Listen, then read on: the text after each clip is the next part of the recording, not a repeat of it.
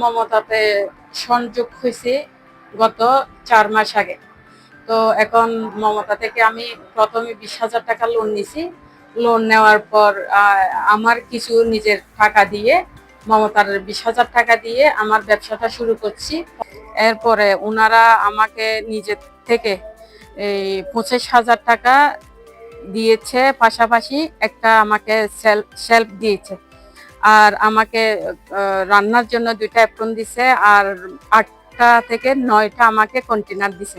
আমার food item আছে, বিরিয়ানি, খিচুড়ি ইত্যাদি। আর হচ্ছে আমার আচার আইটেম আছে, আর আমার মশলা আইটেম আছে। আমার এখন আলহামদুলিল্লাহ মার্কেটে এই গরুর মাংসের মশলা, মুরগির মাংসের মশলা এগুলা এখন বেশি সেল হচ্ছে। আলহামদুলিল্লাহ আমার প্রায় মাসে 30 থেকে 35,000 টাকা আমার লাভ থাকে। আমার ব্যবসাটা যখন শুরু করি তখন আমার এলাকার ভিতরে মোটামুটি ছোট ছোট দোকানে আমার সেল হতো। আলহামদুলিল্লাহ এখন আমার এই বাগদাদ গ্লোসারি এবং বিজি ট্রাস্ট, এই আনোয়ারা এবং দোহাজারি মমতাতে আমার বিভিন্ন প্রোডাক্ট যায়। মশলা আইটেমের পাশাপাশি বিরিয়ানি খাচ্ছি, রোস্ট পোলাও, তারপর এই ফাস্টফুড আইটেম ইত্যাদি সবগুলা আলহামদুলিল্লাহ আমার ভালো চলতেছে। আমার ব্যবসায় প্রথম একটু সমস্যা ছিল, মানে ঘরের বউ, বাহিরে গিয়ে বা ব্যবসা করা, বাহিরের মানুষের সাথে ডিল করা।